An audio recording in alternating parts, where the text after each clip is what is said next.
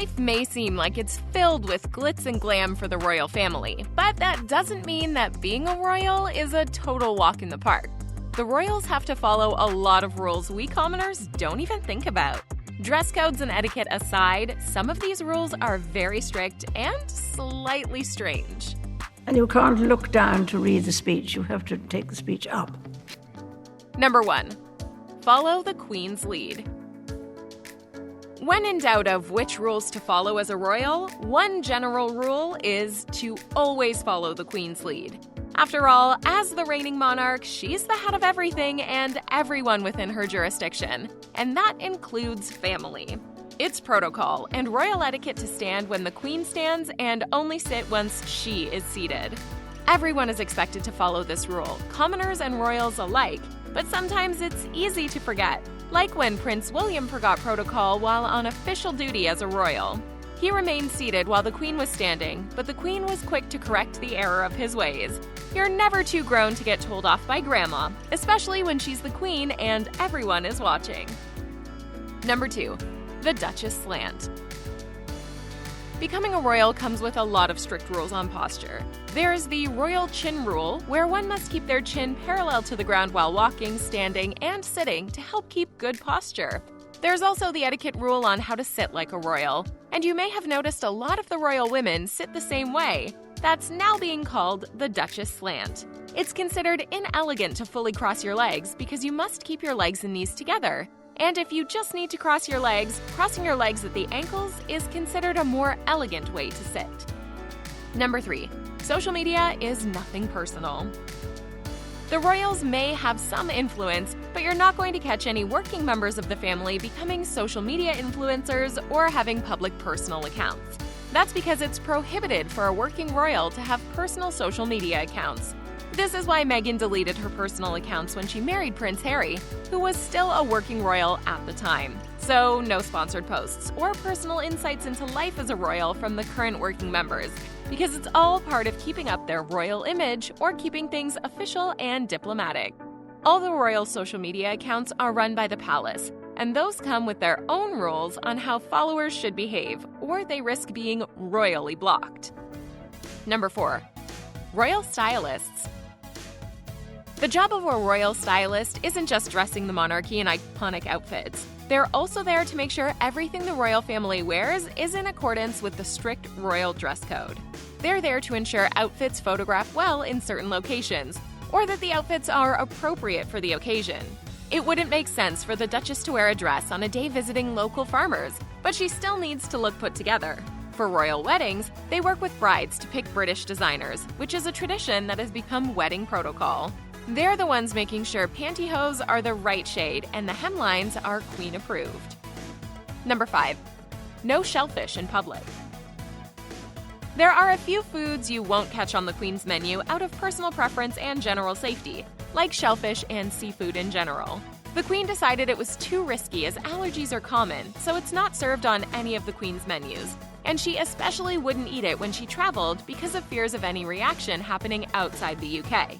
She also doesn't like the smell or taste of garlic, so that's another ingredient against the rules. Prince Charles also banned foie gras because of concerns about animal welfare. But he's been known to indulge in seafood, going against his mother's rules, especially since the Queen dislikes oysters. Number 6. No eating when the Queen's done. Everything starts and ends with the Queen, even when it comes to dining. It's the rule and etiquette that if you're dining with the Queen, you don't pick up your fork until she's taken her first bite. And if you like to get chatty at dinner, sorry, you're going to have to hold your tongue until the Queen starts talking to the person on the right. Okay, here's where it gets complicated, so follow me. After the second course, you wait for the Queen to speak to the person on her left to begin. And if you get caught up in the conversation and forget to eat, once the Queen is done, that's it for you too. Dinner's over, because just as she starts the dinner, she ends it too. Number 7. Queen in bright colors. The Queen has always stood out in the crowd, and not just because she's the Queen, or because she happens to love bright-colored clothing. More than just a style choice, it's so the Queen is easy to spot. You won't have to play Where's Waldo at a parade or in a photo because her bright matching hat and outfit can be seen from afar. And don't worry if it's raining. She's been known to match her umbrellas to her outfit too. You've got to love her commitment to matching in neon. Number 8. Royals and tiaras. Disney fairy tales made it seem like being a princess meant wearing a tiara and gowns all the time. But for the royals, there are strict rules around when, how, and who can wear a tiara. The when is only after 5 p.m. and on special occasions, like on their wedding day, state visits, coronations, balls, and royal dinners. How they keep the tiara properly secured, but still like it's just sitting effortlessly, is by often sewing it into the hair and hiding the band to make sure everything sits pretty all night. After all, these are millions of dollars worth of jewels they have on their head. It's going to need to be properly secured. Tiaras are only worn by married women over 18, and now only working royals wear them regularly, so Meghan Markle doesn't get tiara access anymore. Number 9. Balcony etiquette. During any special occasion involving the public, the royal family always comes out on the balcony at Buckingham Palace, watching over their royal subjects. But as with everything to do with the royal family, the balcony has rules. There's no balcony access if you're not married to a royal, which is why most spouses make their first appearance on the balcony on their wedding day. And it's usually only the working royals who get VIP balcony access. When the Queen is present, she enters and leaves first, as always, and she stands front and center unless it's a royal wedding when the bride and groom can take the spotlight. Number 10. Coats in public. Here's a royal etiquette rule we're glad isn't a universal rule. When a royal is wearing a coat in public, they're required to keep it on the whole time, even indoors.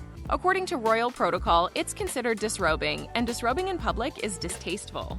So as a style choice that works with these rules, you'll see royals like Kate Middleton wearing tailored coat dresses, so it's an outfit, not just outerwear.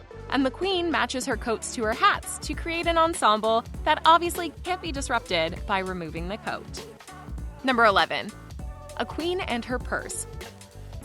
Her Majesty loves her pocketbooks, but it's not just for style. The Queen apparently has a large collection of handbags. And it's not just to hold all her necessities, like lipstick and her reading glasses. The Queen actually uses her purse to send signals. For example, she switches her purse from arm to arm to signal to her staff how the conversation is going, and whether they need to politely whisk her away.